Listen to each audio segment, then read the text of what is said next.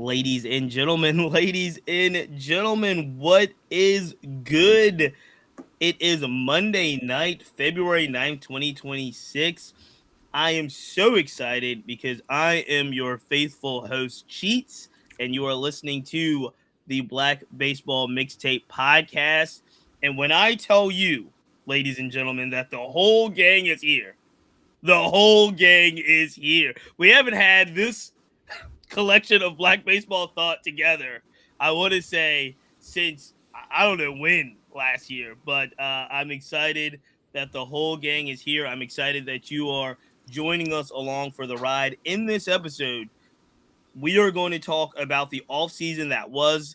The 2025 offseason has been filled with a lot of drama, a lot of talk, a lot of player movement, and we're going to get off the hot stove. We are off the hot stove, and we are going to talk about where some of these big free agents have landed, who's the best fit, and we got to put our culture to it, figure out what players are moving that we want our community to be aware of and cheer for as well. We're going to talk about the top 100 players right now, and MLB.com does their annual list. I always love it. I always love to cherry pick who's on the list between this year, last year, even the year before. I've got a running tracker. I know you guys do too. There's all kinds of movement in that list. Some of it deserves, some of it probably questionable. So we'll get into that. There's a lot going on. Not only do we talk about pitchers and catchers reporting this week, but college softball started last week. College baseball starts this week. WBC is right around the corner. Baseball is back. And so before I bring everybody in to talk about this, let's always thank our partners. Let's give a shout out to the Players Alliance, who's been with us pretty much since day one. To shout out to the Players Alliance, numbers, game scorecards, absolutely fantastic. Get your scorecards for Yes. upcoming season. Learn how to score a game. It is a lot of fun. Numbers Game Scorecards has exclusive Black Baseball Mixtape scorecards. Make sure you look that up or use the code Black Baseball Mixtape. Minority prospects all around now. High school games, believe it or not, in certain parts of the South, high school baseball is already starting. So you're starting to see some of the highlights from minority prospects going around. You're starting to see kids commit. It's absolutely a fantastic time of year. And I am excited to get this show started. And I'm going to start with our guy, as always, Flibba Boyce, who just dropped a brand new In the Booth today. Flibba, Yes, how are you? sir. Man, look, we're one day removed from the Bad Buddy concert heard around the world, man. But other than that, I'm feeling pretty good. In the Booth episode dropped today. Reggie the Beard Guy, friend of the show, friend of the network, friend of the platform, came through. Give props to that. It's a cool conversation. Check it out wherever you get your podcasts. It's a fantastic conversation. Reggie is a fascinating guy. I've already listened to it. I enjoy it. Flobo, you're putting in that work, son. Somebody else that's putting in the work? All about April 10th inning talk. What is going on? How we feeling today? I'm feeling great. I actually have a brand new podcast episode coming out this Wednesday with the Huff Brothers. So y'all check it out. They're getting ready for this college baseball season. They're playing on separate teams, but they're a little closer. But learn a little bit more about that and this college softball season that's on its way. Well, I thought about you a lot because you're right. College softball is underway. We got to see some amazing games. All the big teams were playing. Oh my gosh. Texas Tech played. Oklahoma played. And Everybody was getting it in, and a lot of those games you can still see, especially on the app if it's ESPN Plus or something of that nature. It was a really, really a lot of softball. I also thought of you because one of your previous 10th inning podcast guests had her signing day, which was reposted by the Chicago White Sox.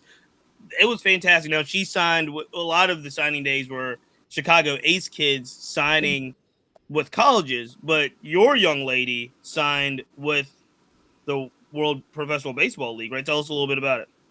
That's correct. So for those of you who missed my episode, Amira Hondras, the youngest to sign with the WPBL, the Women's Professional Baseball League, she officially signed with her WPBL team. So very excited for her and for all that's to come. She has a really, really good head on her shoulders, very focused and committed to to all of it. But yeah, I was really, really excited to see her just continue on with her dream.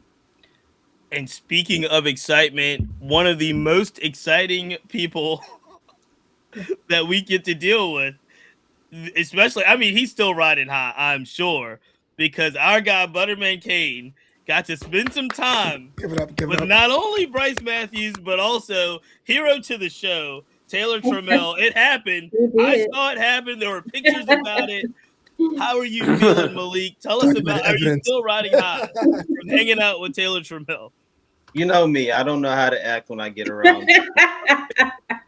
Like, oh my gosh, it's Can't take him nowhere. But yeah, it was such a pleasure. He's such a great guy, down to Yeah. earth. Guys were really helping the youth out there in Tomball.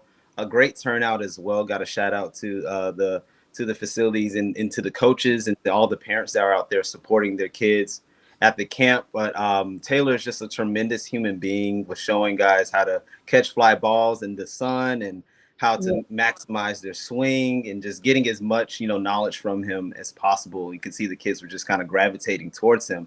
But just such a good guy. So we got some good interview footage that we're still working on now. Just a lot of great words from him. And we're going to release that pretty soon. So coming up this month, before the end of Black History Month, of course. But it was a great way to kick off February, just to get some words from him and from Bryce Matthews. Yeah. I mean, look, February is already starting off hot. We got we got Butterman hanging out with Taylor Trammell. We've got, look, J. Cole dropped an album. With New Era dropped new Black History Month Negro League hats, if you haven't checked those out. And we're also joined, this is why Black History Month is so important, because we are also joined by our guy. That's right, our Thursday night resident, who, let me just say about my guy Lou. Lou is so good at baseball, talking baseball, baseball analysis, doing all the things. He's put in the hours, he's doing all the work. Lou's big time now. Lou, it's hard to get Lou. It's hard to get Lou on the show. And I'm telling you, he's done all the right things. I know CBS and everybody's picking him up, but he is back. Look, he is back with us for at least this episode, and I'm sure plenty in 2026. Lewis Brinson. Yo, let me hold like $6, superstar. How are you feeling, I'm hungry. Appreciate you guys having me back on, man. It's good to be back with the Black Baseball Mixtape, man. Talking baseball in Black History Month. Spring training's this week. We're back. Everybody's excited. First of all, we have to say congratulations to April. Again, congratulations to the Dodgers. Good job, guys. Ruining baseball. Lost. Oh my Way to gosh, go. thank you. Oh, no, she didn't do Great that. job. Come on. Yeah, what is this? I was right again. What do you Great job. mean? We know she was part of writing the letter to Kyle Tucker. I heard she wrote the letter to Kyle Tucker to come to LA. No, it's great to see you guys again. Great to be back, and a lot of cool things coming in 2026, including a son with everyone. That's Having right. a And I new knew baby that. boy That part. next month. Congratulations. Very excited man. about that. So adding him to the family. But yeah, good to be talking baseball with you guys again. We are glad to have you, and obviously congratulations. Really, really Congratulations. fantastic news for you and your family. Let's get it started, because we are off the hot stove. There's a lot. This part of the year always fascinates me in baseball season, and I'll tell you why. Because we kind of know where a lot of the big free agents have signed, and they're going to camp. They are releasing, every team down is releasing their non-roster invitees, who's going to spring training, even if you're not on the 40-man. It's a really exciting time, especially for younger guys going to camp. But there's also that limbo land. There's a lot of players that have not signed yet. There are a lot of players that are still veteran names that we're trying to figure out if they're going to land. And so this is just a fascinating time, even though, again, we're off the hot stove, we're going to spring training, but there are some players that are still very much in limbo, and we're going to get to some of them as we go through. You brought it up in a cheeky way, Lou, because you were congratulations, April. Excuse me. But let's talk about the number one free agent off the board first. We'll go around and have what free agent stood out to each of you. And I know I've got my pick. I'm very excited about it personally. But number one universally across the board was Cal Tucker. He obviously signs with the Dodgers, large amount, it'd be about $60 million a year. The world goes in an uproar, including myself. This was where I got off the money train of what LA was doing, because I was like, this is absolutely ridiculous. However, let's talk about what it actually means for baseball, because the biggest free agent, Cal Tucker, is now going to be in the outfield with Teoscar Hernandez and so, he's up there on the team with Shohei and Freddie and Mookie. When you look at Cal Tucker, what does he bring to the Dodgers? You talk about Kyle Tucker, one of the most obviously nonchalant, very nonchalant baseball players out there, but one does everything right on a baseball field. And I feel like, and I said it last year, the Dodgers just continue to get fundamentally sound. Yes, you get the best of the best. You get the Mookies, you get the Freddies, you get the Shoheis. But like every guy that they put around those guys is very fundamentally sound. They do everything right. Run the bases, play defense, throw to the right bases. They're very accurate. They steal bases at the right time. Extra base. Obviously, they put the bat on the ball. They know situations. Like these guys are their baseball IQ up there. So another guy that they add to the mix that his baseball IQ is through the roof. Now, if he could stay healthy, along with a lot of, it's going to be tough to derail them once again. But I personally do not think the Dodgers are ruining baseball. I think yes, they have a lot of money. That's my opinion. This is my personal opinion. My personal opinion. I do not think they're ruining baseball. My, kind of in having played up there, you're going to play the Dodgers. Like, listen, man, let's strap it on. Let's go. Like, yes, best player on the planet. They have the best first baseman, in my opinion, on the planet, Freddie Freeman. Freddie Freeman is one of the best to ever do it, in my opinion. Yes, they have Mookie Betts. They got Shohei. They got probably arguably one of the top three pitchers in the game in Yamamoto. But, hey, man, we got to do it. What we gonna do? We're gonna just. They were, what I'm saying? Like last year, they were, an inch away from losing the World Series to the Blue Jays. So they are beatable. Continue to find ways. Different guys step up. They got 1 through 9 that can step up. But I do love this signing. A lot of money per year. There are opt-outs in there, not anytime soon. But I personally do love the Dodgers signing Kyle Tucker.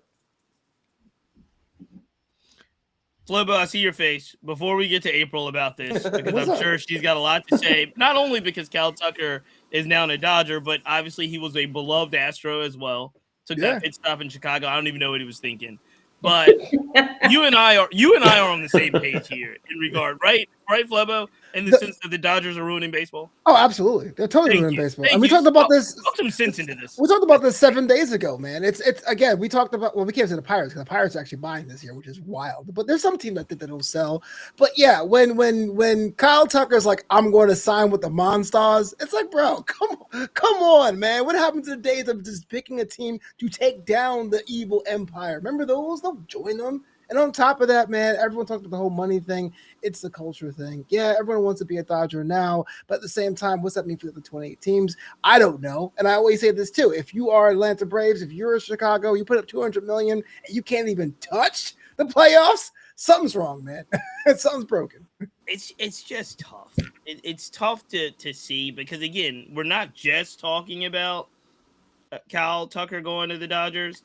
Edwin Diaz is now in the Dodger as well. I think they're going to ruin his entrance. They're going to ruin his entrance. I'm telling you that. I think Lou argues that. I think Oregon ain't going to fly. I'm just letting y'all know that now. Lou got to like 1 million All-Stars before he talked about World Series MVP and, like he said, one of the top 3 pitchers in the game, Yamamoto. But you're looking. So this is my only complaint, and April, I'll give you the floor. there's tons of complaints, but my biggest complaint is that we're not talking about one game, right? We're not talking about one game. Let's get hype. Let's do the best we can. Let's throw our ace versus their ace, and anything can happen in baseball. No, we're talking about a series, and in that series, you're going to face Yamamoto, Blake Snell, Tyler Glasnow, Roki Sasaki. Shohei Ohtani, by the way, is also back, and they already said he's going to be doing everything that he's done in previous years now, pitching and hitting. And then you've got the lineup, because we're always talking about maybe the Cal Tuckers or the Mookie Betts or the Freddie Freemans.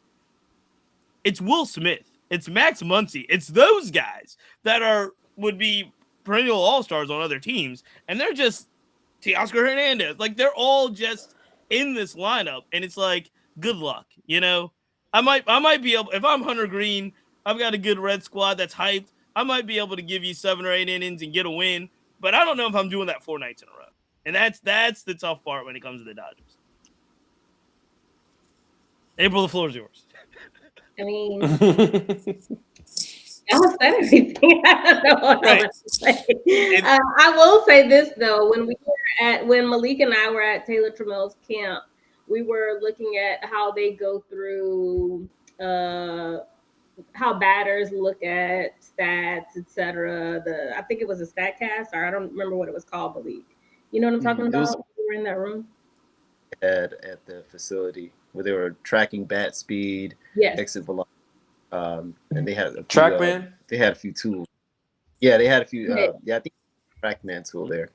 So while we were there, one of the people that Taylor mentioned was Freddie Freeman, and how he was talking about how, you know, pitching changes, and it influences how batters enter the batting box. And Freddie is just one of those people who does. I think that Freddie Freeman, like Lou, is just that guy.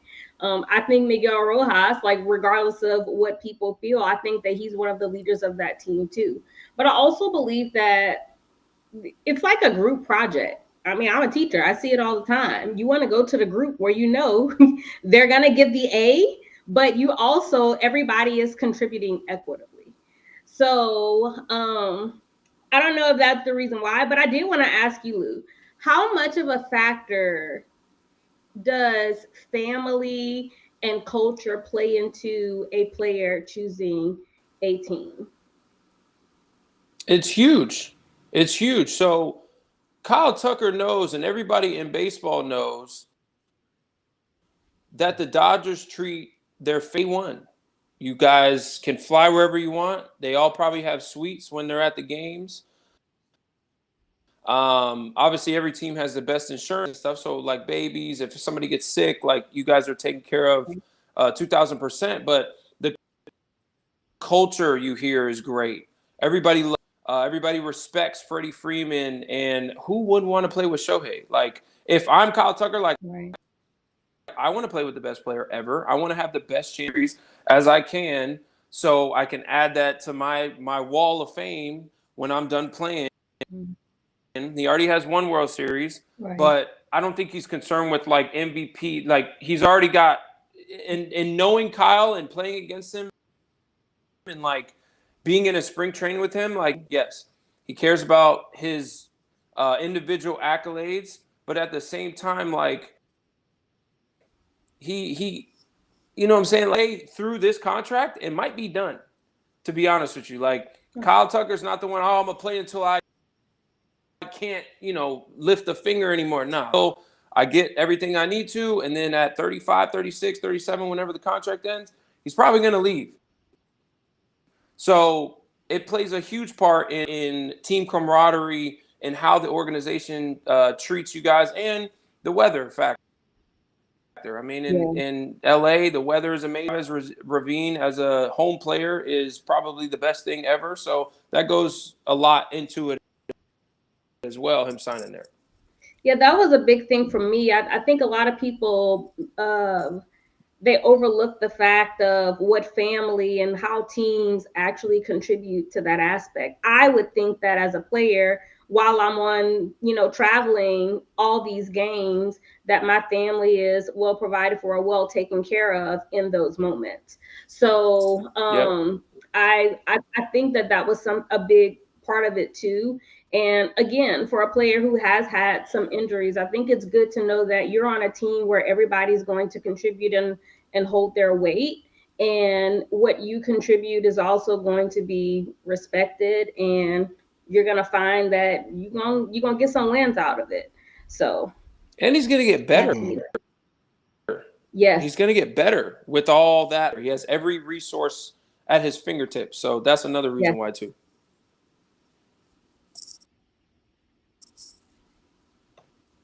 What you got, buddy man? Sounds to me like you just named about at least 10 ball clubs. About 10 clubs have these types. Maybe not in the Dodgers caliber of co-players, but he could have made another decision. I think that checkbook has a lot to do with it as well. So, I don't know how many people are offering him $2 million a season. Can't fault him for that. No, I don't fault him. You could cheats. You know what I'm saying? You can't fault this is what we're anybody gonna for do, that. we're not going to go back. We're not going to go back. But let's go around. You mentioned it, Malik. We're going to jump to you. All the free agent signings that have now been disclosed and we know about, what stands out to you? Obviously, we've got Kyle Tucker, we've got Dylan Cease, we've got Bregman, we've got Bellinger, we've got a bunch of names that have now found their homes, got their contracts. What stands out to you in regards to the offseason as kind of the biggest move, if you will? Well, I can't really point out an individual move that's really standing out to me as far as like free agent signings, but what is standing out to me is the AAV, the average annual value has jumped. I think that's what we're really seeing here. We have Kyle Tucker is getting paid $70 million a year, roughly, to play baseball for 4 years for the Dodgers. We have Bo Bichette getting paid nearly, maybe, I guess, $42 million a year to play for the Mets. We've really jumped very quickly, and I think that is actually an aspect that might ruin baseball. We essentially have Kyle Tucker, whose floor is probably a JD Drew. That's probably his floor, and his ceiling could be at Lance Berkman. Now, will we ever see Lance Berkman, get paid $70 million or even close to that in his time when he was great? Of course not, even with inflation, but just thinking about what Kyle Tucker is going to realistically give a team. Of course, he's one of the most one of the best bats we've ever seen. But I'm thinking like with players who have put up similar production, 900 OPS, 800 OPS year after year, are they going to be able to see these high AAV deals long term? Our teams are going to be able to go for that. That's my biggest concern is how far are teams willing to go to get the player that they want on a year-on-year basis. And Lou, you mentioned how Kyle Tucker may not, I guess, care to play baseball until he's 45, like Justin Verlander. Maybe they're playing with some of the new generation of players who are a little bit more interested in other enterprises, other businesses, or even just like not being in the game as long and wearing their bodies the way that the game does. So I don't know. I'm just a little afraid of the high money deals on 1 year, even though they're working. The deals are working, but I worry for players in that, I guess, that middle class category that have a good bat, but not other aspects that teams might not want to sign for, So let me throw some out there. Malik, you bring up a great point. Let me throw some out there for the group. And as you guys just let me know if you think these, annual average values, like what they're making per season is too much in this 2026 free agent cycle. We'll start with Tucker because you mentioned it. It's $60 million a year. $60 million a year. I think he's got a 3-year contract with the Dodgers. Just general 4-year contract for $60 million a year. General consensus 4 years. Is that appropriate? Is he overvalued or undervalued? For the club standpoint. But keep in mind the qualifying offer this year was $22 million, though. Yeah. But do you think that 60 million a season? Do you think Kyle Tucker is that overvalued, undervalued, or right on the mark? I think the inflation there, the $60 million a year. Like everybody's like, oh my God. It's imagine like it's a 10-year contract and he's getting paid $60 million. Whoa, time out. that's a little too much money. Like I've said this before, the only guy that I think that is worth that and worth the Ohtani, because you're paying two guys in a sense. So, and maybe Juan Soto, just because of how good he is. But I think teams are going, I wanted to hit on this, Malik. I think teams are going that route because 10-year, what did Vladdy sign? 10-year, 500? Was it? Yeah. And he ended up signing both of them. What 75 or 700, what for? I forgot. Yeah. 500. It was 500. So the last 14-year, $500 million. You think the blue 14-year, $500 million. Okay, so you think the last 5 years of that contract, Blue Jays are expecting Vladdy to be Vlad now? You know what I'm saying? Like, you're giving up that contract for maybe subpar production for as far as like what Vladdy's going to bring to the table. Probably 5 years of that contract. So I think a lot of teams knowing that guys are strong of a deal, 10 years, 12 years, 330, 12 years, 450. Like if we were going, 5 years ago, and Kyle probably signs a 10-year, $380 million contract. But nowadays, I think teams are like, all right, let's get value of this guy now in his prime, rather than, all right, we get 4 years of all-star caliber, maybe MVP caliber, and then the last 5 probably stops caring. His body breaks down. He's playing 90 games a year, 50 games a year, 60 games a year. We're not really getting that value in the trade deadline. Now other teams are like, well, we don't want to take on that $180 million that you owe to him. So like I think teams are kind of going in that route. With the AAV. The interesting thing about all this, is I do think you can't really compare. Like, circumstances matter, and we just talked about the Dodgers circumstances, right? But circumstances matter, and what I mean by that is, if you are the Blue Jays, you have to overpay. Mm-hmm. If you do not overpay, you are going to be ending up in a situation like you did with Bichette, right? So I don't know if the Blue Jays with the Vladdy contract was really competing against the Blue Jays. They weren't really competing against anybody else, besides the fact that they had to get a number and get a number of years that kept him in Toronto. And everybody knows, we've seen it every offseason. How many offseasons in the last 5 years have you heard the stories that the Blue Jays are going to be a player in free agency? Blue Jays are going to be a player for this guy, that guy. And when it comes down to it, they just didn't land enough of the players that they wanted to land because they didn't have the ability to overpay. Vladdy was a situation where they had the ability to overpay. And the other thing about Vladdy is, basically, he's 26 years old. They locked him up until he's 40, is what they did. When we talk about the Tucker situation, obviously Tucker's 29 years old. And you're right, Lou, because you were like, let's get him in his prime. It's $60 million a year. I'm going to say I think they overpaid for him. But they have the ability. I think so, too. Circumstances allow the Dodgers to overpay, more so than any other club in Major League Baseball, to say. So, Tucker's an interesting one. I want to jump to, because I mentioned his name, I want to jump to Flobo, our resident Mets fan, where we've lost some folks in Queens. However, let's talk about it. Bo Bichette, 3 years, $42 million a season. The 3-year contract is $126 million. Yeah. I mean, what's the feeling from a Mets fan? One, do you think that price tag was appropriate for Bo Bichette, who's proven to be a tremendous hitter, and might give some juice to that fan base out there in Queens? What are you thinking about that as a free agent move?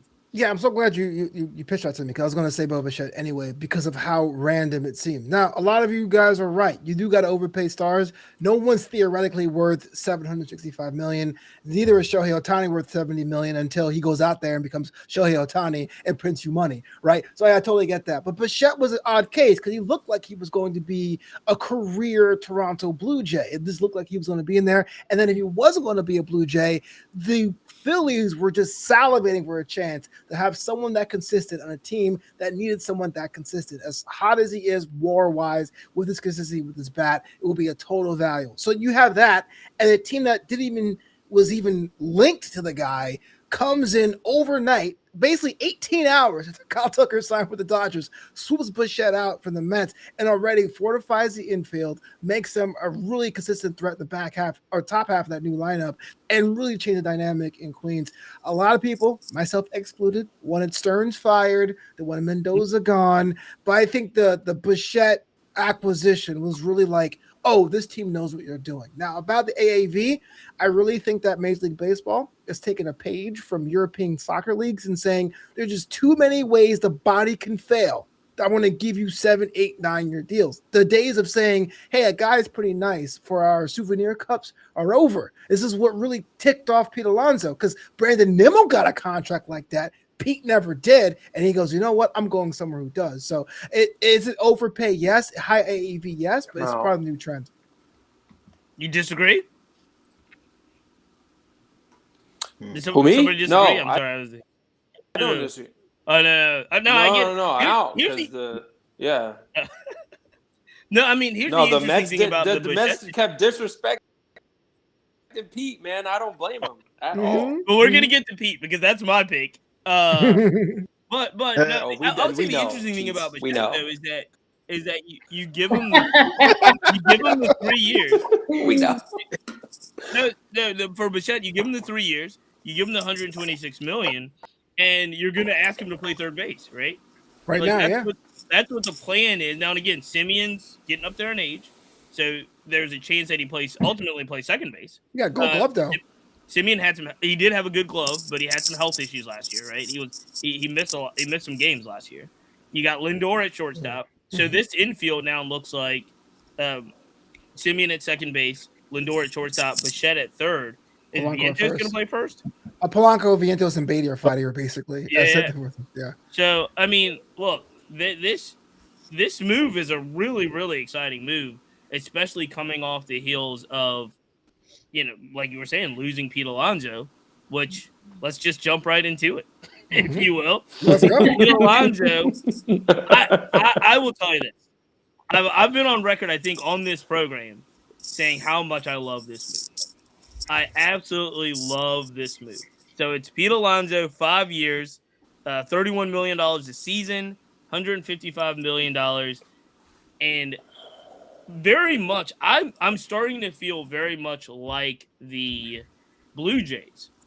And when I say that, you have to overpay in Baltimore to get a star to come there, free agency, and to retain them, you got to overpay now. Well, Baltimore is one of those markets where you're just not going to get a lot of. It's not a market where a lot of free agents are going to say, "I want to be there." So Pete Alonso now anchors a very young team. We forget how young the Orioles were, especially the reason why the Orioles, I feel, did not succeed in 2025 was because they put a bet on these young players, the Colton Cowsers of the world, the Jackson Holidays of the world, and for whatever reason, Jordan Westbrook, whether it was injury or just underperformance, it didn't work out. And I don't think they had enough veteran leadership on that team to really anchor success in a way that they'd had for, obviously, I won't say back-to-back 100-win seasons, because again, when you're climbing the hill and when you're really cute, right? You're Rushman and Henderson and they had said then, but it was this little engine that could, hey, look, Baltimore's winning some games. Wow, Baltimore's won a lot of games. 2025, the Orioles didn't surprise anyone. They didn't have the pitching to hold up, but they didn't surprise anyone. Everybody was coming in to give them their best shot, and I think they didn't take it well. Pete Alonso is going to give you an anchor in that lineup that I think hopefully will give some cover to these younger guys that are real. I mean, Henderson's a stud. Gunnar Henderson's a stud. But I think the guys like Sam Basayo, like these young guys, Jordan Westberg, Jackson Holiday, they're going to need some cover in that lineup to be successful. And Pete Alonso is that guy that's going to give it to him. I really think this is one of the best moves, if not the – I think it's one of the best moves, if not the best move of the offseason. How high I am on it. Hey, That is a hard – where the best move in the offseason? I love it. What did you say, Malik? I'm sorry. Where is Ryan Mountcastle at? Mountcastle, I believe he's still – I mean, I think he's still there.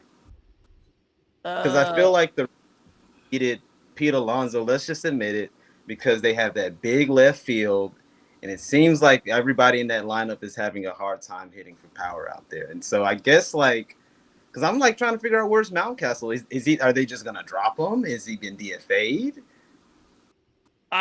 That's a good question because here's the thing. Here's the thing. Now.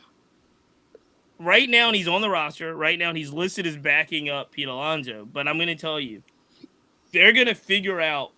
You see, Malik? You see? Okay. They're gonna figure out something to do. You see? No, it's Basayu. Basayu is the issue here. Okay.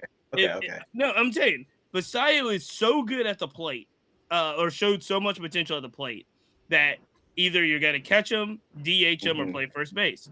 He is going to be a fantastic, Swiss Army knife, whatever you want to call it. And so he's going to get some reps at first base. He's going to. Peter's going to get some reps at first base. Basayos probably need some games behind the plate and DHing as well. Mountcastle is just an interesting piece. I'll wonder where he ends up. It looks like he avoided arbitration this season, $6.7 million on the pre-arbitrate, the avoid arbitration deal. So he's going to be an Oriole. I'm just a little worried. The only thing I worry about. Well, I would. You know what? They're going to need to sign these young players. I have to take a page out of John Fisher's book, and I think they're a little bit late in that regard. You mentioned Henderson, you mentioned Rushman.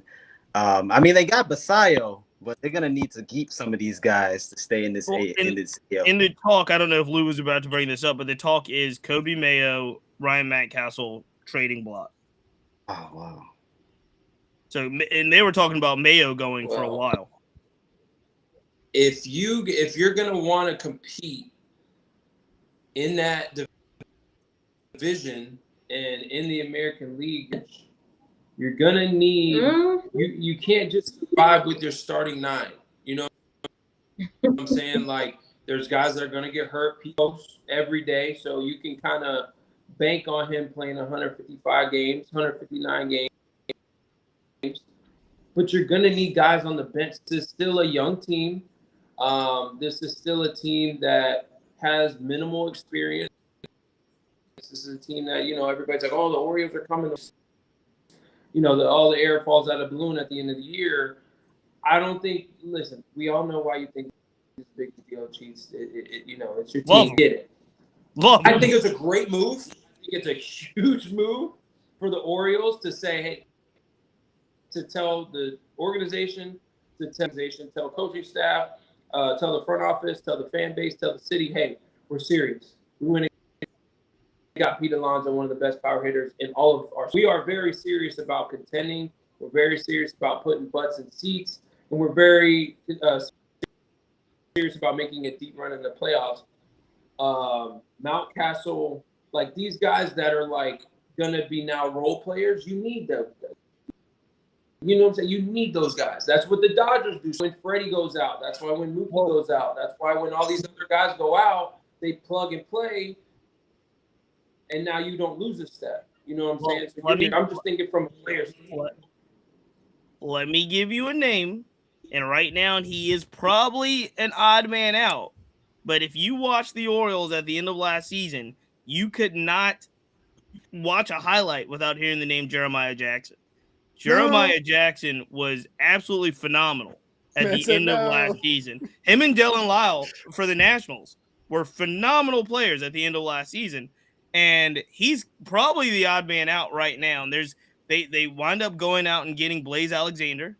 They've got right now, they still have Kobe Mayo. They have Jerkstad. Jerkstad's still on the team. Jeremiah Jackson's still on the team. So they're going to be fighting this thing out because right now, who they think is going to make the big league club is Dylan Beavers, Colton Cowser, Tyler O'Neill still there. He was a big free agent signing last year, right? Tavares is there. Taylor Ward, they just got. Remember, they got Taylor Ward from the Angels this season. I like that. So there's there's a lot of depth. There's a lot of depth there. Now, can they still pitch? Shane Baez, Tyler Ward, these are Pete Alonso. The Orioles went out and got some major leaguers. They got some veteran major leaguers. So we're gonna see where they end. What I'm gonna do is I'm gonna jump over to April because everybody else, we've got Flobo, Bichette, we've got Malik in there. My Orioles were in there. April, do you have a free agent move that you like the best? Yes. And I know y'all think that I'm going to say a Dodgers player, but I'm not. I actually, the Bregman deal just completely threw me off. I'm not even going to lie to y'all. But that one, $35 million for 5 years. Yeah, I'm happy to see him in Chicago, and especially with how Chicago's season ended, I'm interested to see exactly how they put that all together. Yeah, and of course, he's an LSU guy, so I have to go with my LSU people. But yeah, that one, like I said, it caught me off guard, but I do feel like that move was a good pickup for both sides. So that probably was my favorite one in the off season. I'm not gonna lie to y'all. I didn't mention the Kyle Tucker one because I totally didn't see that one coming. That came out of left field for me. The Edwin Diaz one, same thing. But I feel like the Bregman one, him leaving Houston and his salsa, to go to to go to Boston and then now Chicago, I think that was a really good pickup. So this is what that does for the Cubs, right? The Cubs obviously playoff team goes into the playoffs, lose to the Brewers, right? Mm-hmm. But this is what it does. It puts Alex Bregman possibly right in the middle of that lineup with Bush leading off, Bregman, Ian Happ, Suzuki, PCA. They've got Dabney Swanson still eighth in there. They've got, Bregman really is an important piece to that lineup and playing third base. I do think the story, though, for Alex Bregman is one, again, not of what the Cubs gained, but what the Red Sox lost.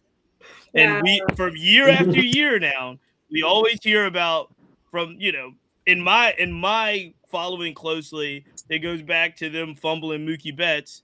And now it's, the Red Sox have just a recent history of fumbling players that they probably should be re-signing. Alex Bregman's just the latest. And this one here, I'm gonna ask Lou about this because he's the only one here that's played the major league. Have we ever heard of a situation where it seemed like the no trade clause was the deal? Like Bregman would have stayed with the Red Sox if they gave him a no trade clause, which the Red Sox have given to other players in the past. But it looks like, I guess it was Craig Breslow and those guys this year was like, no, we don't do that. And he was like, well, I need more security than that. And he was just out. Have we heard of a situation like this? Was this did the Red Sox just completely fumble this? Well, I mean, yes. And in the Red Sox are playing their it seems like, yes, they fumbled Rafi Devers, they fumbled Bregman. By the way, Bregman is playing chess, not checkers, with these MLB teams, and I love it.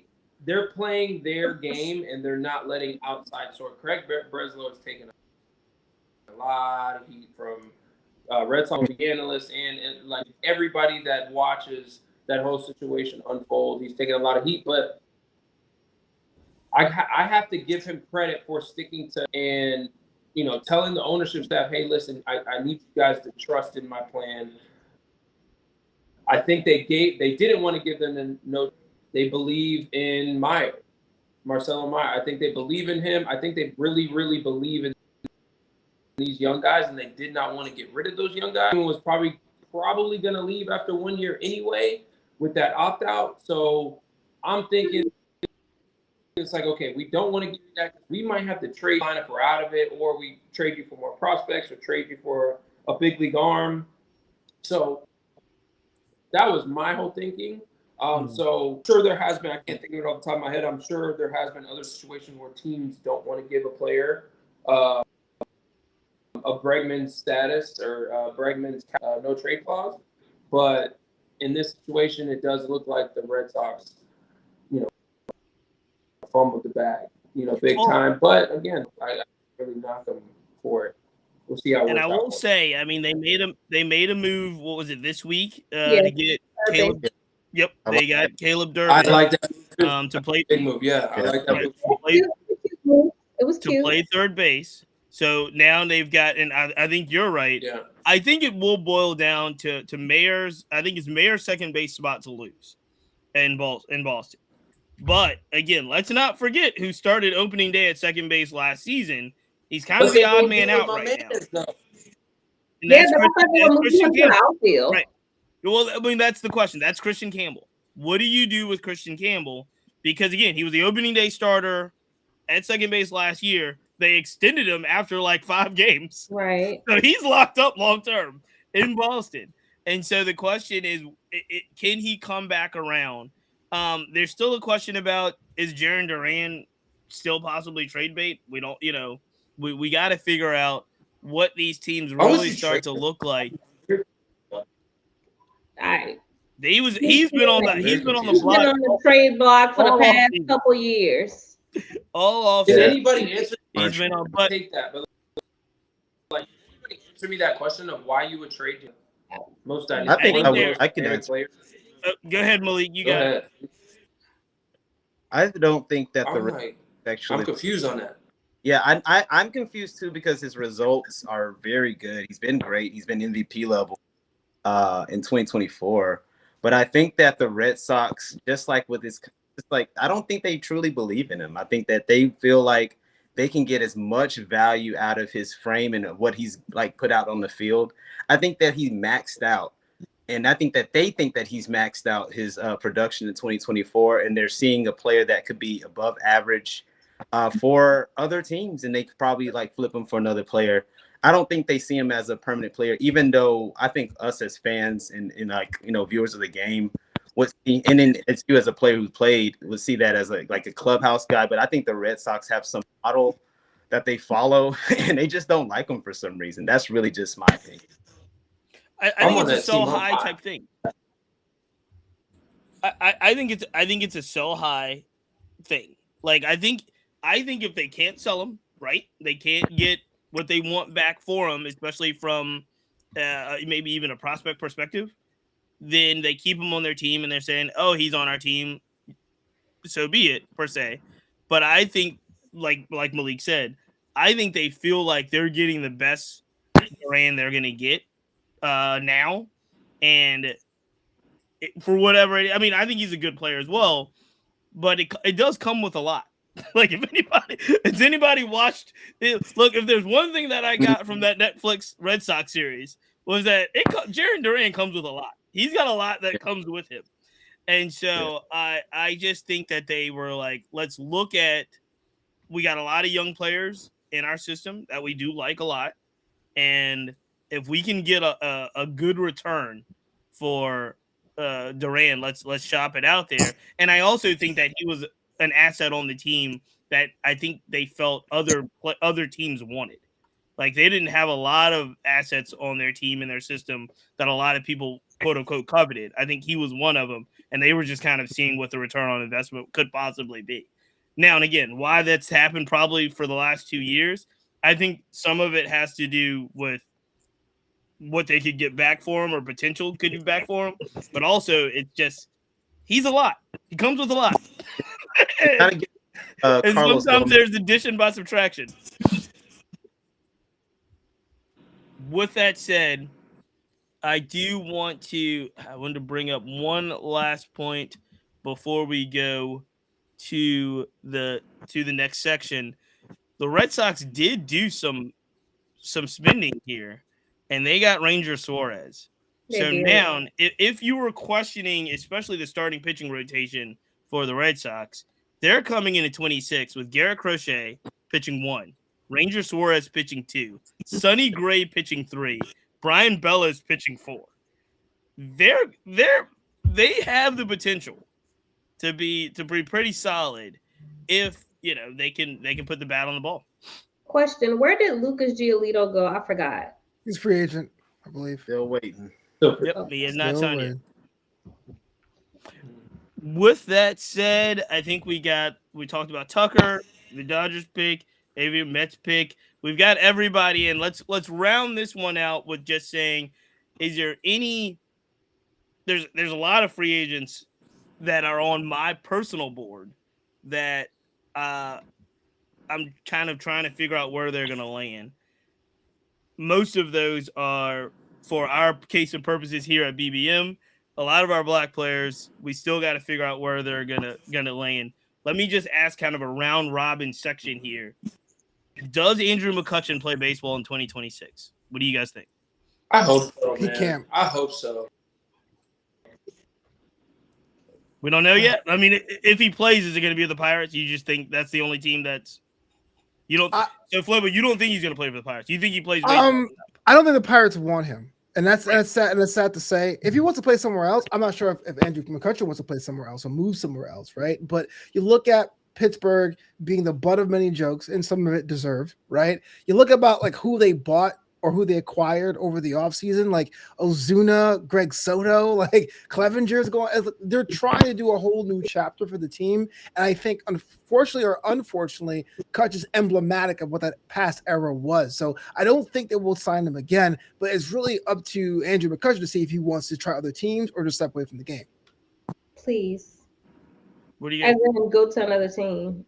You want him to go to another team? About Pittsburgh. I can drag Pittsburgh all day. We do not have enough time for the things I want to say about Pittsburgh. I want him to another team too, but does he get in a car and move his family out there? Like, I don't know. Do you want to see him in Colorado? I don't know. Like, do you? Well, I'm not done because we got another one. Okay. Does Marcus Stroman play baseball in 2026? Ooh. I think he's on the Trevor Bauer. I think he's on the Trevor Bauer ban list.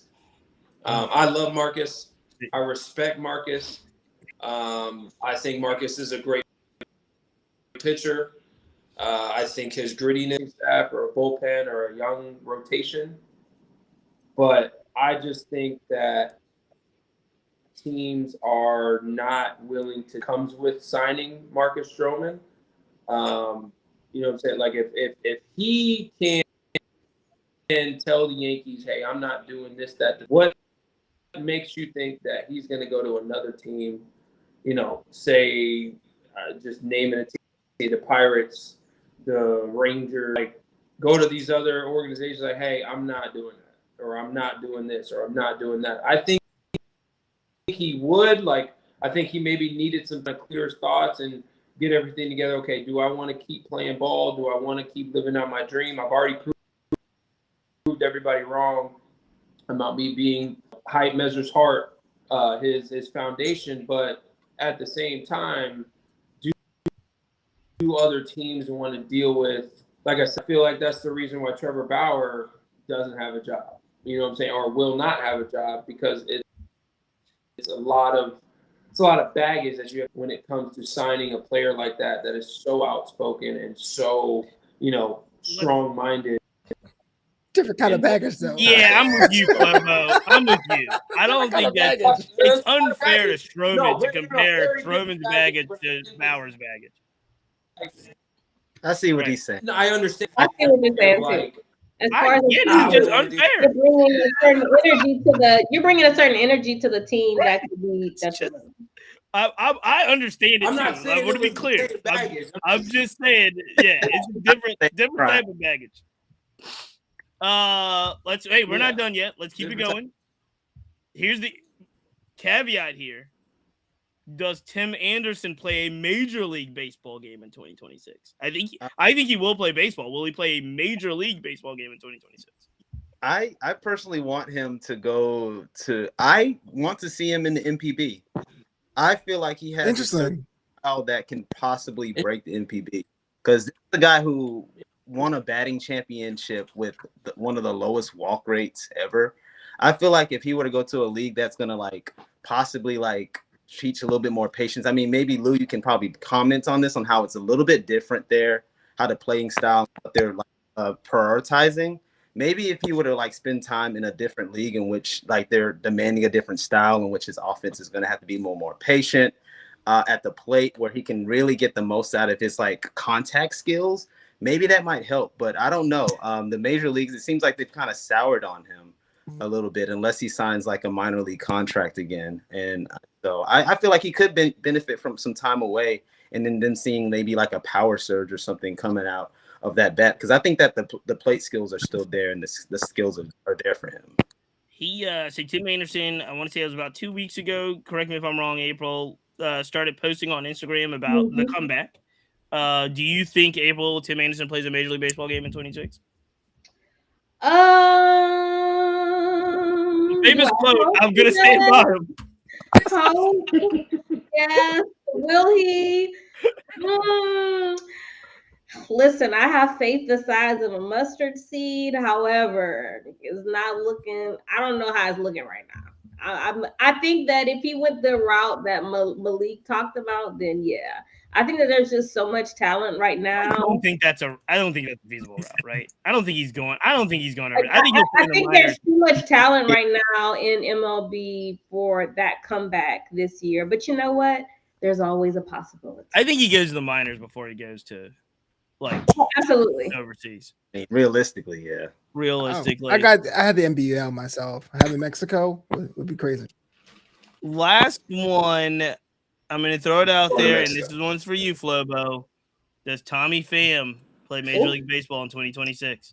Man, he should, man. I mean, the Tommy Pham story is just some of the clubhouse stuff. He's a legend. This reminds me of the days of baseball, of like the days of guys were men. You know what I'm saying? Tommy Pham. I wanted to be there.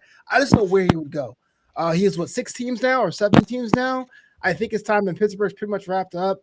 I think he does, just because he hasn't really given us a reason why he shouldn't be signed at the major league level, besides the whole clubhouse stuff. I mean, skill-wise, he's still top of his game. What was wrong with Pittsburgh as well? You know, another thing for me to add to my list of me dragging them, wasn't something like broken as far as facilities with them?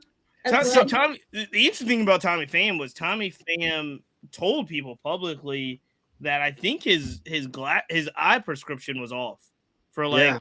No, she's talking about the humidors. She's talking about the humidors. Okay, the humidors. That's what it was.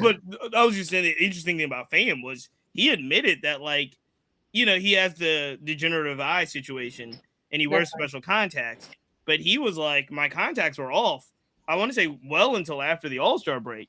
And he literally said in a post-game press scrum after he had started finding some success, was like, hey, you're going to start to see me play a lot better and hit home runs because I got my vision situation squared away. And from that time on, he tore it up. He was crushing it for Pittsburgh. Overall, a down season in 2025 for Pham, but I you know, that guy is an asset at the plate for anyone, especially if his vision is squared away. So he's also rated a stat too. So I saw that. I'm going to throw a deep cut in there for Lou here, and we don't know the answer to this, but I'm also hoping for the affirmative. Dominic Smith. Does Dominic Smith play Major League Baseball in 2026? He's a free agent right now. I mean, Dom, I hope so. That's another one. All these guys, I hope they do. I just don't know. I don't know what team to or needs a guy like Dom Smith, because I don't think he starts unless somebody gets hurt in spring training. I think it's more of like on a spring training, somebody goes down in spring. All right, let's sign Dom Smith to plug in, because I think he's a solid guy you can plug in. Need him to DH, you need him to play first base. I think he's a solid bat you can plug in there. Has, you know, some major league time. So go wait it out and see who gets hurt in spring, because we all know spring training guys come up with weird injuries here and there. So it gets a wait around and see, like, okay, do we need a Dom Smith to fill in at first? Do we need him to fill in at DH? Do we need a lefty bat off the bench? I think he does. I'm going to say it. I think he does. I hope he does, and I think he plays Major League Baseball. I don't know for who, but I think he does play Major League Baseball. Smith showed some flashes when he signed second half of the season or so with the Giants. Got a lot of run, especially initially when he signed. Yeah. So I mean, look, there's some folks that are still out there in free agency. There's some folks that we didn't get a chance to talk about. Josh Bell signing with the Twins, Cedric Mullins signing with the Rays. Some minor league guys that Jordan Adams recently signed with the Brewers. Jet Johnson signed with the Marlins. I guarantee you, Jet Johnson will get some major league time with the Marlins this year. I guarantee it. Just the way that works out. So we'll see how some of this stuff shakes out as we move along. Thank you, everyone, for indulging in that part, because again, there's so much still left to do about the hot stove, and we didn't talk about some of the players that stayed, right? So guys that didn't move teams but really signed new deals. Trent Grisham comes to mind, where he was a free agent, re-signed with the Yankees. Obviously, everybody in the news is talking about what Scooble did in arbitration. He gets to stay with the Tigers for at least one more year. So, hey, look, and they picked up, was it Farmer Valdez? Yeah. So there's a lot of excitement.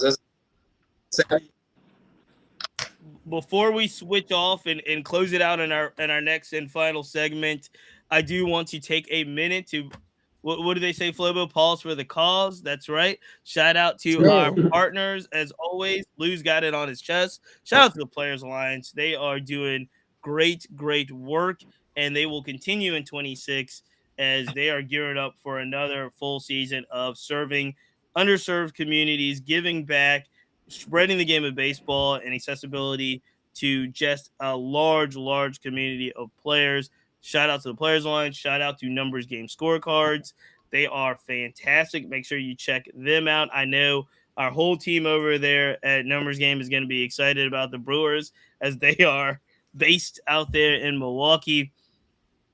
Also, shout out to the Brewers. Every year, Black History Month, they highlight local businesses in the greater Milwaukee area on their social media. They're doing it again this year. They're one of my absolute favorites to track during Black History Month. So shout out to the whole social media team over there in Milwaukee. They do a great job with the Brewers. And last but not least, Minority Prospects. They are gearing up. They're getting underway. College baseball starts this weekend. Yeah. There's an HBCU tournament that is kicking off in Jackson this weekend. It would be the Cactus Jack, but it's not the Cactus Jack this year because they're not in Houston. They're going to be in Jackson, Mississippi, and that's because Houston's hosting the World Baseball Classic. That's why. The Cactus Jack will be back, I want to say, in 27. But Houston's got to move all their college baseball out for now. I did find out the other tournament that usually plays in Houston with the big D1 powerhouse is going to Global Life. So that is going to still stay in Texas. It's going to be at the Ranger Stadium, Global Life. Okay, because there's one still this weekend. At the end of the month, but it's just not that one. It's called like the Bell. I have to go back and look at it. There's a big, I want to say, big one in Global Life that I want to say MLB is a part of as well. So we will see. But as we mentioned, college softball's kicked off last week. College baseball kicks off this weekend. All the big teams are playing. One interesting story before we get to the next segment. LSU Shreveport. Has anybody followed this? Yeah. This is an NAIA school. LSU Shreveport. They just ended a 65-game winning streak. They just lost. They lost last week. But I think it was 65 wins in a row that dates back to, was it 2024? Yeah, I was about to say 2023 or 2024. Yeah, I think it dates back to early 2024. They obviously clearly with that winning streak won their national championship and so forth. I believe the story is they had 30 new players on the team this year. So if you're an NAIA school that you have that much success, it's going to be a lot of turnover. But shout out to LSU Shreveport, not just for the streak and their success. Last year when they did win the championship, I got a note from them, and I want to say they had about 7 or 8 American-born Black players on their team. So shout out to them. They got a lot of them on the team this year, but it's also, again, like I said, it's a new team. It's not the same team. So shout out to LSU. Yeah, shout out to LSU Shreveport. All right. Ladies and gentlemen, one of the things that is awesome about starting a new season is that MLB.com, our good friends over at MLB.com, gives us the top 100 players right now. So they list 1 through 100.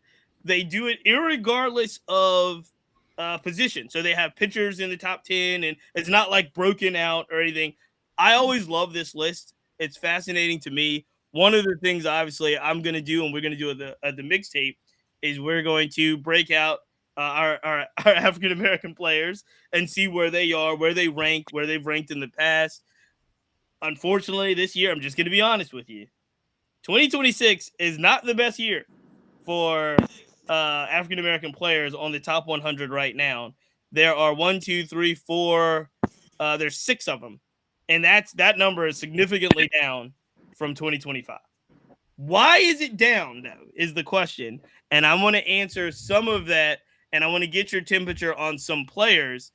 But before we do that, let's just this is what I'll do. I'll go through the top 10, and I will ask if any of you have any beef or surprise with the top 10. Everybody okay with that? Yeah, that's fine. I got beef already. You've got beef already. So number one, Shohei Ohtani. I don't think anybody has any problem with that. So Shohei's number 1. Aaron Judge is number 2. Bobby Witt Jr. is number 3. He ranked 3 last year. He is 3 this year. Kyle Riley, get this jump. Kyle Riley is number 4 this year. Kyle Riley was number 59 last year. That is by far, I want to say, probably the biggest jump in the history of MLB right now from season to season. He went from 59 to the 4th best player in the league. Jose Ramirez is number 5. He was ranked 9th last year. Juan Soto has moved down 2 spots. He's number 6 this year. He was number 4 last year. So Soto's down. Paul Skeens is now number 7. He was number 15 last year. Schoolball's number 8. He was number 11 last year. And Corbin Carroll, number 9, sneaky good, 32 last year. So Riley had a big jump. Carroll had a huge jump as well. And then you get to Vladdy, who actually moved up. He was 13 last year. He is number 10 this year. So I did that in a slow version, but the fast version is Ohtani, Judge, Witt, Riley, Ramirez, Soto, Skeen, Skubal, Carroll, Vladdy Jr. What stands out to you, Flobo? Why are we angry? Tell me why we're angry, Flobo. I'm never angry because if I had to take anyone, not out, but one surprise, if you told me I'm going to tell you the top 10 players of the year, you got to look at Yoshinobu Yamamoto just because he went the distance on a team that is one of the most challenging teams to play for, the champions, right? That should earn you a spot in the top 10. 13. That's not the first 10 though, Cheats.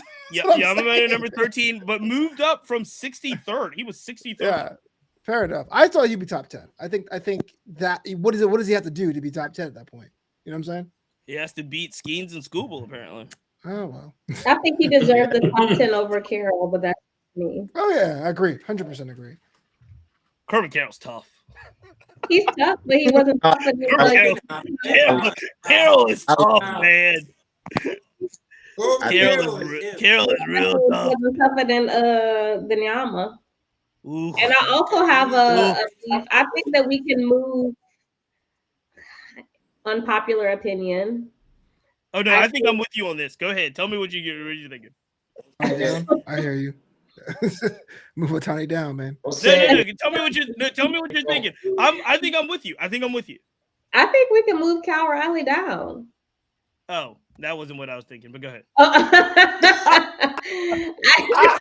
He jumped in these spots. I was like, that's fine.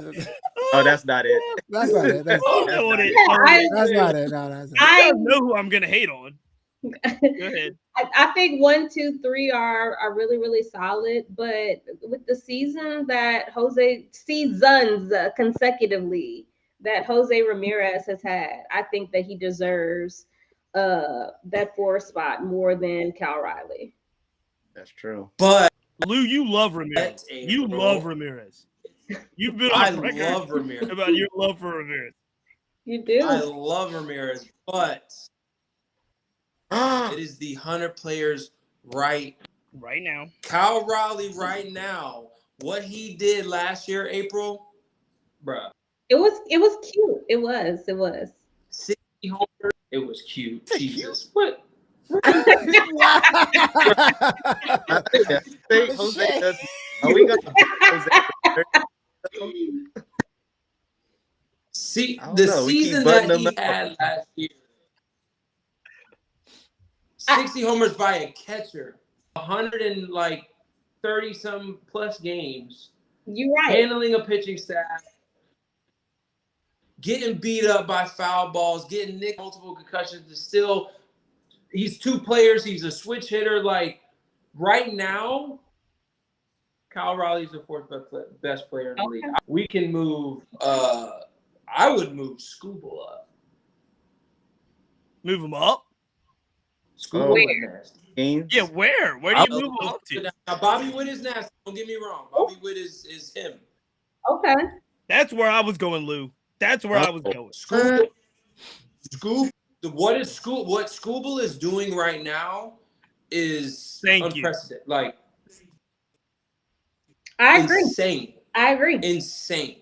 Right up there with Shohei and Judge. I'm just saying. That's why we were trying to give our farm away for him.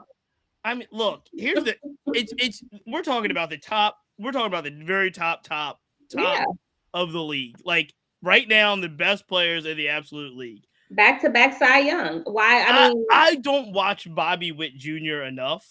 I don't. I'm gonna full disclosure. I don't watch Bobby Witt Jr. enough. Or the Cubs. Or I never watched them. Shout out Quentin Berry though. I might start watching the Cubs. Yeah, shout out Quentin. Shout out the Orioles and everybody else. That's no. Look, there's a lot of extra inning teams. Even though it's going to be extremely harder, that's a whole nother rant because you got to buy MLB.com, ESPN Unlimited, and like pick your. It's impossible. You're like triple paying. Fair. Argument for another time. My thing is number wise. Bobby Witt Jr. is that dude. I just know, like the Royals didn't move the needle this year. Like, I can agree with that. Like, should he be number 3 over Scooble, who at least led his team to the playoffs? Over Ramirez, who led his team to the playoffs? I think so. Are we counting individuals over the team? Because that's what I'm saying, back to the Yoshinori Yamamoto thing. Because even though Yoshinori Yamamoto was not necessarily, he was coming off a down year the year before with his injuries, the dude went, I mean, he did some things I think was possible in that playoff run with a team that was an inch away from not repeating. That should be top 10. Like, that should probably be. Look, but again, you're moving out Carroll, which is, I get it. Or you're moving out Vladdy. But we're not just moving out Corbin Carroll. Corbin Carroll moved himself out when he lost. I'm just saying. He lost, so we move him out and we move the winner up. That's just how it goes. Look. Again, when you read the write-ups about these players and why they are where they are, like Bobby Witt Jr. is that dude. Like, he really is that dude. And I'm like, I haven't watched him enough, and I don't think the Royals are good enough for him to be the 3rd best player in the league. But hey, Mike Trout was like number 1 for however, and the Angels are horrible. So yeah. Speaking of Mike Trout, before I break down some of the particular players I want to talk about, Mike Trout was listed as the 82nd best player in Major League Baseball right now. He dropped from 39. A lot of folks were saying there's no way in the world that Trout is that low on the list. Does anybody here on this esteemed panel have a problem with Trout being 82nd? It's too close to 100. Yeah. It's too close. Yes, you don't think there's 81 players in Major League Baseball better than Mike Trout? He did. Okay, let's He go played through this 115 games last year. I'm about to say, let me see that. Who in the 70s? Let's start there. Who No, we're not. Look, we're not good. We don't have time to do all that. We don't have time to do all that. I was just, but Yeah, we Mike don't Trout have is time to do listed all as that. 80. I'm We just. really don't. We really don't. I mean, I do. I mean, you told me Joe Ryan is better than Mike Trout. I will say telling me this: is Cal Stowers, who I really like, is number 68. Cal Stowers is balling though. He had a Cal great Stowers year balling. It last is year. right now, He though. did. Okay, It is right now. We talking about right now. It is Bryce now. Terang was 62nd. Yeah, great year Had a too. great year as Yeah. well. So Jared Duran, we talked a lot about Jared Duran. He's number About 58. right now. Yeah, I I think agree teams are with that. taking Jaren over right now. Over Trout. Unfortunately. There you go. Roman So- Anthony, number 41. Would you take? I Roman get Anthony? somebody that's in the top thing. Can I interview? Yeah, go ahead, please? Luke. Mike Trout. Go No. ahead. Ronald, listen. Hear me out. Hear me out. Yep. I know he has 2 repair needs. I know. I get it. But Ronald Acuna Jr., when healthy, and please somebody correct me if I'm wrong, is the 3rd best player in the league. When healthy, I have to correct you. I think 3rd is strong. Ronald Acuna Jr., bro. On I'm both sorry, sides of the ball. 87. Huh? On both sides of the ball. On both sides of the ball. You saying Well, third? that throw he made from right field alone gets him into the top 15. One throw that you Yep, talk about. top One 15. throw, No. not many. Could be the One. best throw I've ever seen in my Made life. multiple throws. Him, April.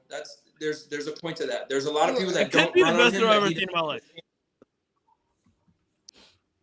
Yes, on both sides of the ball, there are better defensive guys. Corbin Carroll's better than him, and we're going to talk about Juan Soto. Juan That's Soto's all bat I that is that good to be, You're right. up there in the top. I understand why you guys are making that face, Flobo. He has 2 new I didn't say knees. nothing. I understand. I didn't say Look nothing. at your face, said it all. Look, get it. Have we not? Have But we? we can't disrespect who this man. You Are we You're right. giving? know what I'm saying? Like, Are we giving enough respect to Juan Soto at 6? Like, are we? Yeah, Is everybody yeah, okay he's with right Soto there. at 6? Yeah. He had his best year this year. That's Yeah, he's amazing. An amazing Yeah. year.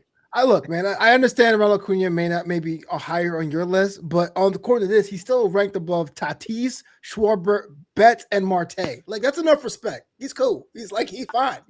You don't need no more. that's a lot. That is a lot of. Just saying, he's definitely top That's a 2% lot. in the league. That's a lot. So He's let's top talk six. about let's before we close it out. Let's talk about some of the movement that has taken place, especially on the black baseball side of things, because it's to only have 6 players on the list, where last year they were over double digits. Quite a few folks have fallen off the list, and that's with the new entry. The new entry being Drake Baldwin at 96. Mm-hmm. So let's talk about a couple things before we close out this particular episode. Aaron Judge didn't move. He was number 2. If it wasn't for Shohei, I say this on the podcast all the time. As great as Aaron Judge is, and Aaron Judge is extremely great, we don't fully recognize how great Aaron Judge is because of Shohei Ohtani. Yeah. If Shohei Ohtani didn't exist, Aaron Judge would be so much more. Yeah. Playing in New York. And I mean it's a big if. I mean Shohei Ohtani does exist, but the idea that Judge is phenomenal. Mookie Betts, where I would have argued, obviously, that last year, 2025, was a very challenging year for Betts. Starting off with the health thing that, before the season even started, him losing all that weight, him having to regain a lot of muscle mass and regain a lot of strength, playing shortstop. Then he had some confidence lapses in there. Mookie Betts last year was the 5th, 2024, he was number 2. 2025, he was number 5. 2026, going into the season, he's ranked number 18. I do think that's fair. Can't say that that's not fair, right? Isn't that 2024 season? Wasn't that when he and Acuna were MVP that time? Yep. Okay, so that makes sense. Yep. Yeah. So, I think that okay with that. With his he decided to learn how to play shortstop, and to rank that highly in his first year trying shortstop. I think he would look at that list and say, like, you know what, I'm pretty damn good. Well, Right. are we being fair there? He didn't have to technically learn how to play shortstop. At the major league level and playing for the He was an infield. Didn't he come into the league as an infielder? Yeah, he did. He did. 10 years as a Gold Glove right fielder, and then to switch back into infield, little bit of a lift. I love him. So I kind of can't even say it's like he's great at everything. He's really good at He everything. led the in fielding runs, I think, at shortstop. Yeah, he was a Gold Glove finalist. He was a Gold Glove finalist this season. Yeah. He's obviously Clemente Award winner, Gold Glove finalist this season.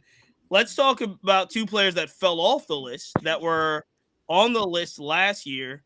Both Marcus Semien was third. He was the third highest ranked American-born Black player last year. He is not even on the list this year. Michael Harris was fourth, and he's not even on the list. Now and again, injuries have a lot to do with this. Maybe not playing to full potential. Mike Harris had a horrendous first half of the season and really started to catch fire that second half of the season. Do we have any beef with Harris and Semien being left off? I have no. No, Butler will be on this list next year. I think Lawrence. Well, we're gonna get there. We're not done yet. We're not done yet because a big gainer was Byron Buxton. Byron Buxton was not on the list in 24. Mm-hmm. He was 68 on the list in 25. Again, this is all health induced. Buxton, who's I want to say 31 now, 31, 32, still clocked some of the fastest times from home to first. He played an amazing center field. He will be the starting center fielder for Team USA as long as he stays healthy. He's a phenomenal player that really put a lot of things together. When he's healthy, I think 42 is low. I think there's not 41 players in Major League Baseball right now better than Byron Buxton. So I would move him. I was going to say if he's healthy, I'd move him up. Especially based off of last year, I'd move him way up. 45 this year, Hunter Green. Hunter Green was 70 last year. It's another health thing. When Green puts it together, Green he was going to be him and Paul Skeens were National League Cy Young battling first half of the season. Then he pulls the hammy and he's out. He struggled, but Hunter Green, I think, is figuring it out. Like, that guy is solid. So he learned it here. I love Hunter Green at 45. I'm just saying, how does Marcus Semien win a Gold Glove and not be ranked? Are you okay with that? I'm just saying, like, what does he have to do? Yeah, I feel like he was affected a little bit. Not even top 100. Come on. I was surprised he got the Gold Glove. No, he got it, though. He didn't get it. You can be surprised all you want. He got it. Look. Well, look. I mean, hey, look. Again, we're not done. We'll go through these a little bit faster now. Guys that were on the list last year that fell off. Devin Williams fell off. I think everybody's okay with that right now. Hopefully, he'll have a comeback year in Queens. Royce Lewis fell off. Lawrence Butler. Now, this is when you get into the young kind of, potential for going into last season. They had Lawrence Butler, Mason Wynn, and James Wood. James Wood is on the list at 53. Last year, he was 98. Yeah, he moved from 98 to 53. James Wood probably could be higher. Mason Wynn was a Gold Glove finalist as well. He was 94 last year. He is off the list this year. Lawrence Butler was 90. So of those young guys, the Mason Wynn, James Wood, Lawrence Butler crew, Lawrence Butler was the highest ranked in 2025. He is off the list right now going into 2026. So of these guys, Lawrence Butler, Mason Wynn, Drake Baldwin, James Wood, who do you think are you looking forward to having a big year in 26? I'm rooting for Lawrence Wood Butler. personally. Okay, Butler too. Yeah, I'm rooting for Wood. Yeah, Malik, who do you think is going to have a big year? Prime. Butler? April? Same. I love Lawrence Butler. I mean, but look, I can't. James Wood, what he did first half of the season to get himself on the All-Star team, He had a very icy second half of the season after that. If he can put it together, he's got all-star potential from front to back all season. I'm really interested to see what James Wood does. Obviously, we love Law. Guys that aren't on the list that are going to get a lot of run that I'm excited about. We'll see what both Victor Scott and Chandler Simpson do with the ability to have a lot of run in a major league season. So Victor Scott was a Gold Glove finalist last year. And so I'm excited to see what that looks like. This has been a lot of fun. We had a lot going on. Lawrence Lou's Brinson's triumphant return. Clap it up for Lou. We're back. Are you coming back for the prediction show? Oh man, we gotta have him back for the prediction show. That's up to Cheats. You gotta let me know. Look, that might not be up to me or Lou. That might be up to Mrs. Lou and where we are with the little man, my guy. We will see. Hey, look, that is true. This has been a fantastic episode. Welcome back. We got a lot going on, and as we lead into the season, a lot of new episodes coming up on all our platforms, whether it's 10th Inning Talk, In the Booth, the blog itself. Our Substack is going very, very well. There's a lot of new content on the Substack, so make sure that you check out the Substack. Make sure you subscribe. Black History Month. It's the BBM Black History Month social media trackers up. My first editorial of the year was about the Dodgers, April's favorite team, and the decisions that they're making publicly is also on the Substack as well. So gotta do it. There's a lot of new content coming. So very, very excited about the season. As we get out of here, let's do a quick round robin. Butterman Kane, what do you got going on? What we got going on, we're working on some interview footage with our guy Taylor Trammell. It was an awesome time that me and April had at the Proplex Complex in Tomball. Also, I've been having a hard time finishing these articles, Cheats, but I got this next one loaded up for you to send to you tomorrow for review. Shortstop, right? Yeah, we got it. Yeah, that was hard. There's too many good shortstops out here, and I don't like being wrong. So I'm gonna send that over to you tonight, and we'll go from there. Perfect. What is happening in the 10th inning, April? Don't forget to check out brand new episode with the Huff Brothers this Wednesday on all streaming platforms and on YouTube. Make sure you're also following me on YouTube, TikTok, because I'm doing my 28 days in Black history where I honor people in both softball and baseball. And make sure you're tuned into college softball, y'all. There were a lot of upsets this weekend. I'm talking about #1 Texas went down. Southeastern actually shocked Oregon. #5 Oregon. They no longer in the top 10 after the first week. Who else lost? Arkansas lost. OU lost. So yeah, there were quite a few losses. Now OU came back and won like 21-3 the next day. But yeah, just make sure y'all are tuned in because it's already going to be a very, very exciting softball season. All right, make sure you lock into 10th inning. Flobo, what is happening in the booth? And in the booth, episode dropped today, but really go back and check out all the other episodes, man. They're evergreen for a reason. All about people who support the sport of baseball. Is in the booth with Flobo Boys. Just put the name in any of your favorite podcast apps. And of course, man, you and I got a collab on the blog once more. Cheats. Another year can't go by without me doing something there. So we'll talk about that soon. Yeah, no, I'm excited, man. We're getting the fingers to work, causing some controversy. Got the Dodgers. Look, for those that haven't followed yet, Dave Roberts went to FanFest, made some comments about team unity and going back to the White House that I personally had some trouble with. I expressed all of my feelings about Dave Roberts' comments in an editorial, in my first opinion editorial of the year. Make sure you check that out. It's called Shunning Legacy. So there you go. He's not going to answer any other questions from you ever again. It's on Substack as we speak. Lewis Brinson, you got to look. A lot of things coming up in 2026. What should we be looking forward to from Lewis Brinson? There are a lot of things coming up in 2026. mini me is coming. So that's why more episodes of the Clubhouse Lounge. We've been on hiatus for a little bit, but we will be back with me and Nico Goodrum, a loyal friend of mine. He's also working with Tim Anderson as well on his comeback story. So you guys look out for that. I'm going to be involved with that as much as I can.